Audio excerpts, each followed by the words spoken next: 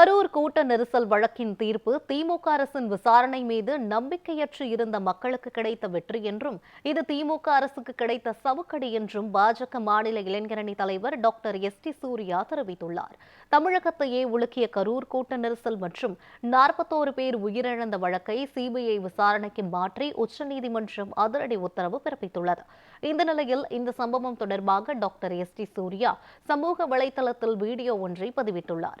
அதில் கரூர் துயர சம்பவத்தில் 41 அப்பாவி உயிர்கள் பலியான வழக்கை உச்சநீதிமன்றம் சிபிஐக்கு மாற்றிய தீர்ப்பை வரவேற்பதாக கூறியுள்ளார். இந்த வழக்கில் திமுக அரசின் விசாரணை மீது நம்பிக்கை இல்லை எனவும் குறிப்பிட்டார். அனைவருக்கும் வணக்கம். கரூர் கலவர வழக்கு திமுக விசாரணை மீது முற்றிலும் நம்பிக்கை இல்லை என்று முதல் நாளிலிருந்தே சொல்லி வருகிறோம். அவர்கள் அமைத்த விசாரணை ஆணையமோ அவர்களுடைய காவல்துறையோ எந்த காலத்திலும் அங்கே நடந்த தவறுகளை சுட்டிக்காட்டப் போவதில்லை என்பதில் உறுதியாக இருந்தோம். அதன் வழியாக இன்று உச்சநீதிமன்றம் இந்த வழக்கை சிபிஐ விசாரணைக்கு மாற்றியது மிக மிக வரவேற்கத்தக்கது.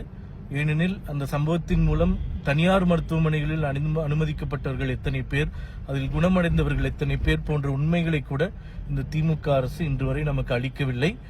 நாம் ஏற்கனவே சொன்னது போல இந்த விவகாரத்தில் நடந்த உண்மைகள் அனைத்தையும் சிபிஐ விசாரணை வெளிப்படுத்தும். திமுக அரசு அம்பலப்பட்டு இருக்கும்.